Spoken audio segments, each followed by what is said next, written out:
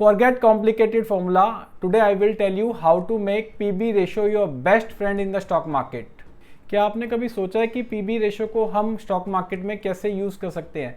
कैसे बड़े बड़े investor like Warren Buffett, Peter lynch PB ratio का प्रैक्टिकल यूज़ करके पैसे कमाते हैं, अंडर वैल्यू स्टॉक निकालते हैं, या उनको वो सारे तमाम तरीके पता है कि PB रेशो का जो क्रक्स होता है वो कैसे निकाला जाए।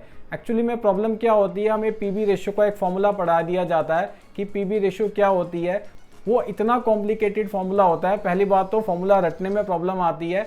अगर हम फॉर्मूला याद भी कर लेते हैं तब भी हम अपने हेड को स्क्रैच करते रहते हैं कि प्रैक्टिकली जो है हम PB रेशो को स्टॉक मार्केट में कैसे यूज़ करें। तो स्टॉक मार्केट में इसकी क्या इंपॉर्टेंस होती है और इसके रिगार्डिंग क्या मिसकंसेप्शन है और कैसे हम इसको रियल लाइफ में यूज़ कर सकते हैं, आज की वीडियो में इन सारी बातों पे बात करेंगे। और इसको इतने सिंपल तरीके से समझेंगे कि आज की वीडियो के देखने के बाद आपके दिमाग में कोई डाउट नहीं रहेगा PB रेशो के रिगार्डिंग। लेकिन उसके लिए आपको करना क्या पड़ेगा, उसके लिए आपको वीडियो को स्टार्टिंग से एंड तक देखना पड़ेगा। और जैसे जैसे मैं प्रैक्टिकली आपको करके दिखाऊंगा, आपको वीडियो रोक के या वीडियो को पीछे ले जाके प्रैक्टिकली ऐसे करके देखना है। उसका बेनिफिट क्या होगा, इसको आप रियल लाइफ में अपनी इंप्लीमेंट कर सकते हैं। तो चलिए वीडियो की शुरुआत करते हैं। मेरा नाम है पुलक गोयल, मैं आपको डिस्ट्रैक्शन फ्री तरीके से यहाँ पे सारी चीज़ें समझाता हूँ। तो आगे बढ़ने से पहले मैं यहाँ पे दो चीज़ें कहना चाहूँगा कि पहला, अगर आप इस चैनल पे नए हैं तो चैनल को सब्सक्राइब कर दे, वीडियो को लाइक कर दे एंड नोटिफिकेशन आइकन को टिक कर दे। उससे होगा क्या कि जो भी मैं अपनी वीडियो डालूंगा उसका नोटिफिकेशन सबसे पहले आपके पास आएगा। एंड सेकंड, यहाँ पर जो भी मैं एग्जांपल लूंगा स्टॉक के, वो सिर्फ एक इलस्ट्रेशन पर्पस है, एग्जांपल से हैं, उनके लिए मेरी कोई भी बाइंग या सेलिंग की रिकमेंडेशन नहीं है। आपको जो भी बाय करना है, सेल करना है, अपने इन्वेस्टमेंट एडवाइजर की हेल्प से करना है। तो चलिए स्क्रीन पे चलते हैं। स्क्रीन पे हम टाइप करते हैं price to book value formula. तो जैसे हम price to book value formula type करते हैं, यहाँ पर एक कॉम्प्लिकेटेड सी डेफिनेशन आ जाती है। जैसे मैंने कहा कि हम कॉम्प्लिकेटेड में नहीं जाएंगे, हम रियली में सीखेंगे कि जो है स्टॉक मार्केट में PB रेशो कैसे यूज़ करती है। तो उसके लिए हम एक एग्जाम्पल का यूज़ करते हैं। मैं आपको एग्जाम्पल से समझाऊंगा तो आपको रियल लाइफ में वो समझ में आएगा कि कैसे हम उसको कैलकुलेट करते हैं। तो चलिए इसको एक एग्जाम्पल से समझते हैं। जैसे आप स्क्रीन पर देख रहे हैं, मैंने एक स्टॉक का नाम दिया हुआ है India bull housing finance limited. ये सिर्फ एक एग्जांपल है, यहाँ पर कोई रिकमेंडेशन नहीं है, जस्ट एक पर्पस PB रेशो को समझाने के लिए मैंने आपसे डिस्कस किया गया है। तो PB रेशो को निकालने के दो तरीके होते हैं। पहला प्रैक्टिकल तरीका जो सबसे पहले समझेंगे, देन थ्योरेटिकल तरीका जो हम लास्ट में समझेंगे। तो P रेशो का निकालने का क्या तरीका होता है, price divide by book value. Price क्या होता है, जो स्टॉक का आज की डेट में करंट प्राइस चल रहा है। एंड सेकंड पार्ट होता है बुक वैल्यू। अब बुक वैल्यू को कैसे निकालें इसके बारे में डिस्कस करते हैं। तो जैसे आप स्क्रीन पे देख रहे हो, इसकी बुक वैल्यू 268 है। अब हमारे माइंड में क्वेश्चन आता है कि इसकी बुक वैल्यू 268 कैसे आई, तो वो मैं आपको सबसे पहले बताना चाहता हूँ। तो वो होता क्या है कि जो भी ओनर का पैसा होता है, जैसे हम स्क्रीन पे ड्रॉ डाउन करते हैं नीचे, हम इसमें आते हैं बैलेंस शीट में। बैलेंस शीट में हम अगर 2024 की बैलेंस शीट देखते हैं तो हम देखते हैं कि इक्विटी कैपिटल जो है 113 करोड़ है, रिजर्व जो है 19679 करोड़ है। तो अगर हम इन दोनों का टोटल करते हैं, जस्ट अ मिनट या, तो अगर हम इन दोनों का टोटल करते हैं तो पहला हमारा इक्विटी कैपिटल जो 113 है प्लस जो हमारे रिजर्व एंड सरप्लस है 19679। तो जो टोटल जो ओनर का पैसा इस कंपनी में लगा हुआ है वो कितना है, 19,792 करोड़। और अगर हम इसको टोटल नंबर ऑफ शेयर से डिवाइड कर देते हैं तो इस कंपनी के टोटल नंबर ऑफ शेयर कितने हैं, टोटल नंबर ऑफ शेयर कितने हैं, 73.9 करोड़। ये जो फिगर है वो करोड़ में है कि इस कंपनी के 73.9 करोड़ जो है शेयर पब्लिकली लिस्टेड है, या टोटल इस कंपनी के इतने शेयर्स हैं। तो अभी हमने देखा कि जो इसकी जो यहाँ पे जो ओनर का जो पैसा लगा हुआ था वो कितना लगा हुआ था, 19792। ये कैसे आया था, जो इक्विटी प्लस रिजर्व दोनों को हमने ऐड किया।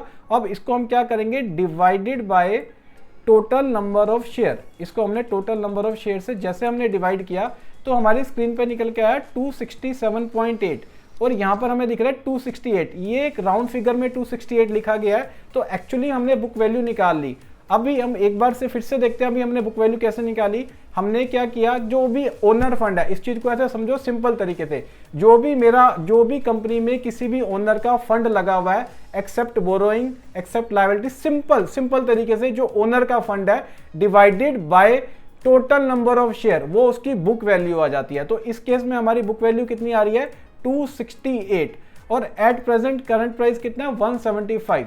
तो यहां पर मैं ये कहना चाहता हूं कि अगर हम किसी भी कंपनी का शेयर बाय कर रहे हैं तो इस चीज को ऐसे समझो कि 268 रुपीज की जो चीज है वो हमें 175 रुपीज में मिल रही है, इसमें एक अच्छा खासा डिस्काउंट मिल रहा है। तो इसी हिसाब से इसका प्रैक्टिकल यूज करके हम अंडर वैल्यू कंपनी को निकाल सकते हैं। तो दूसरा एक और तरीका है कि और ऐसे आप पूछोगे कि ये तो आपने बता दिया, लेकिन और ऐसी कंपनी हम कैसे निकाल सकते हैं जो अंडर वैल्यू हो और जो अपनी बुक वैल्यू से नीचे ट्रेड कर रही हो। तो उसके लिए हम क्या करेंगे, हम स्क्रीन पे जाएंगे, यहाँ पे क्रिएट अ न्यू स्क्रीन पे जाएंगे, हम यहाँ पे टाइप करेंगे price to book value less than 1। मतलब जो भी यहाँ पे कंपनीज आएंगी वो उनकी जो प्राइस टू बुक वैल्यू है 1, मतलब प्राइस कम होगा हमें वैल्यू ज्यादा मिलेगी। तो एक बार इस क्वेरी को रन करते हैं। तो जैसे मैंने रन किया तो 766 कंपनीज में निकल के आई जिनकी जो प्राइस टू बुक वैल्यू है लेस देन 1 है। तो सबसे पहले हम क्या करते हैं, इनको मार्केट कैपिटलाइजेशन से सॉर्ट आउट कर लेते हैं कि सबसे पहले सबसे बड़ी कंपनी आएगी, देन उससे छोटी, देन उससे छोटी। तो सबसे ऊपर कंपनी आती है Bank of India, then pyramid enterprise. इनका जो प्राइस टू बुक वैल्यू है, जैसे 0.78 के पे ट्रीट कर रही है, ये 0.7 पे, 0.65 पे। तो अभी हम इसी को खोल के देखते हैं। आज की डेट में अगर मैं 65 रुपीज खर्च कर रहा हूं तो मुझे 100 रुपीज के इक्विवेलेंट जो है वो स्टॉक मिल रहे हैं। तो इसे ही अंडर वैल्यू बाइंग कहते हैं कि हमने पैसे तो कम दिए लेकिन उससे ज्यादा की हमें वर्थ मिली।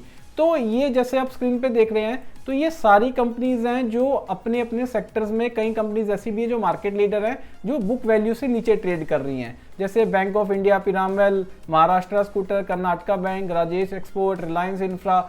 अब मैं एक चीज यहाँ पर ये बताना चाहूंगा कि यहाँ पर आपको जो भी कंपनी मिलेंगी इनमें मेजॉरिटी ऑफ कंपनीज गवर्नमेंट मिलेंगी और ऐसी कंपनीज ज्यादा मिलेंगी जो कैपिटल इंटेंसिव हैं, जिनमें जो पैसा लगाने से ही पैसा बनता है। जैसे सपोज करो स्टील इंडस्ट्री होगी, आयरन इंडस्ट्री हो गई, या पावर सेक्टर्स की इंडस्ट्रीज हो गई, जिनमें मतलब जो एंट्री बैरियर है और जो कैपिटल है, एंट्री बैरियर भी बहुत बड़ा होता है, कैपिटल भी बहुत ज्यादा चाहिए और उनमें जो बोरोइंग भी है बहुत ज्यादा होती है। लेकिन अगर आप रिटेल सेगमेंट्स की बात करोगे जो कंज्यूमर गुड में होती हैं, सपोज करो मैं एक एग्जांपल लेता हूं यहाँ पे एशियन पेंट का। तो एशियन पेंट की अगर हम देखेंगे तो बुक वैल्यू 195 दिखेगी, करंट प्राइस जो है 289। यहाँ पे आपको देखने पे ऐसा लगेगा कि ये कंपनी बहुत ज्यादा महंगी है। तो यहाँ पर हमें अपने दिमाग को यूज करना है, इस चीज को समझना है कि जो बुक वैल्यू है उन्हीं कंपनीज में काम करती है जहां पर जो कंपनीज जो होती हैं एक तरीके का रॉ मटेरियल का काम करती हैं दूसरी कंपनी के लिए। सपोज करो सीमेंट कंपनीज हो सकती हैं, या कोई मिनरल कंपनी हो सकती है, माइनिंग कंपनी, कोल कंपनीज, या गवर्नमेंट सेक्टर बैंक्स हो सकती हैं, या गवर्नमेंट सेक्टर ऑर्गेनाइजेशन हो सकती हैं। तो ये सारी कंपनीज जो होती हैं बुक वैल्यू के नीचे मिल जाती हैं। और अब इसमें बात करते हैं इनमें ट्रेड कैसे करा जाए या इन्वेस्ट कैसे करा जाए। देखो मेरा कहना सिंपल सा ये है कि इन कंपनियों को आप बुक वैल्यू तक इजीली रख सकते हो जो कंपनी ग्रोइंग नेचर की है, अच्छे फाइनेंशियल रिजल्ट पोस्ट कर रही है और उसके चार्ट पैटर्न भी सपोर्ट कर रहे हैं। फॉर एन एग्जांपल अगर इंडिया बुल की बात करें तो इंडिया बुल की जो प्राइस टू बुक वैल्यू है 0.65 की है। तो हमारा इसमें क्या टारगेट होना चाहिए कि इसको हम 1 तक ले सकते हैं, कि जो इसकी जो करंट जो बुक वैल्यू है वहां तक ये स्टॉक इजीली जा सकता है। तो करंट बुक वैल्यू कितना है 268। अपनी कॉल लेने से पहले हमें यह भी देखना है कि आज की डेट में कंपनी कैसा परफॉर्म कर रही है। तो उसके लिए हम क्या करते हैं, एक बार इसके ईयरली रिजल्ट को देखते हैं। तो अगर आप देखोगे तो पिछले 4 साल में जो रिजल्ट्स हैं वो काफी इंप्रूव हुए हैं। तो उसके लिए अगर एक बार नीचे ड्रिल डाउन और करते हैं तो इनकी जो बोरोइंग भी थी वो 1 लाख करोड़ की थी, जो आज की डेट में 48,409। तो ये कर क्या रहे हैं, एक्चुअली में अपनी बोरोइंग को कम कर रहे हैं और अपने रिजर्व को बढ़ा रहे हैं। और जैसे जैसे ये अपने कंफर्टेबल जोन्स में आएंगे ये और बोरिंग लेके अपने बिजनेस को और एक्सपेंड करेंगे। तो इसको बुक वैल्यू तक लेके जा सकते हैं। फॉर एन एग्जांपल इसकी अगर हम चार्ट पैटर्न की बात करते हैं तो चार्ट पैटर्न में मैंने कुछ ड्रॉ पहले से कर रखा है, स्टिल मैं आपको बताता हूं कि जैसे हमने अभी बात किया कि इसकी जो बुक वैल्यू है वो 268 है। तो मैंने क्या किया कि 268 के प्राइस को यहाँ पे प्लॉट कर लिया। बाकी की ड्राइंग जो है मैं एक बार रिमूव कर देता हूं आपके लिए। Yes this one. एंड जो प्राइस जो है आज की डेट में 174 पे ट्रेड कर रहा है। तो अगर हम इसको यहाँ तक रख ले बुक वैल्यू तक, तो मुझे नहीं लगता कि ये टारगेट किसी भी सिचुएशन में अनअचीवेबल है, कि ये टारगेट होना ही होना है। क्यों? क्योंकि कंपनी अक्सर ये देखा जाता है इन बुल रन जो कंपनी होती है वो अपनी बुक वैल्यू तक पहुंच ही जाती है। जैसे हम और भी बात करते हैं, फिर मैं आपको एग्जांपल दिखाता हूं। जैसे सपोज करो पीएनबी बैंक, पीएनबी बैंक की बात करें तो आज की डेट में इसकी बुक वैल्यू कितनी है 100 और करंट प्राइस कितना है 125। तो आज से 2 साल पहले की बात करें या 1.5 साल पहले की बात करें तो ये 0.5 0.6 पे ट्रेड करता था। मतलब जो उसकी बुक वैल्यू थी करंट प्राइस से हाफ थी, लेकिन आज की डेट में 1 से ज्यादा हो चुकी है। लेकिन आज की डेट में भी बहुत सारे जो है पब्लिक सेक्टर बैंक या पब्लिक सेक्टर ऑर्गेनाइजेशन ऐसी हैं जो अपनी बुक वैल्यू से नीचे ट्रेड कर रही है। जैसे अभी हमने देखा था कि यहाँ पे हमने टाइप किया था प्राइस टू, और अगर हमें और सस्ती कंपनी चाहिए तो हम एक और फिल्टर लगा सकते हैं, जैसे प्राइस टू बुक वैल्यू या लेस देन 0.50, कि यहाँ हमने ऐसे ट्राई किया कि जो हमारी जो कंपनीज मिलेंगी वो जस्ट हमें हाफ रेट पे मिलेंगी। तो इसको हम मार्केट कैप से सॉर्ट कर लेते हैं। तो अगर हम यहाँ पे देखें, महाराष्ट्र स्कूटर एक ऐसी कंपनी निकल के आती है जो 10,000 करोड़ की भी है, जो एक अच्छी खासी बड़ी कंपनी है, और जो अपने जो उसका जो बुक वैल्यू है वो है 0.38, मतलब 1 रुपी आपको मिल जाता है कि 38 पैसे खर्च करके। तो ऐसे JSW होल्डिंग, TV 18 ब्रॉडकास्ट, आज के डेट में मैं आपसे ये कहना चाहूंगा कि अगर आप पीबी रेशियो का यूज करते हैं तो आपको थोड़ा सा क्वालिटी कंपनी मिलना कम पॉसिबल है, क्योंकि आज की डेट में जो हमारी जो स्टॉक मार्केट है वो लाइफ टाइम हाई पे पहुंच चुकी है।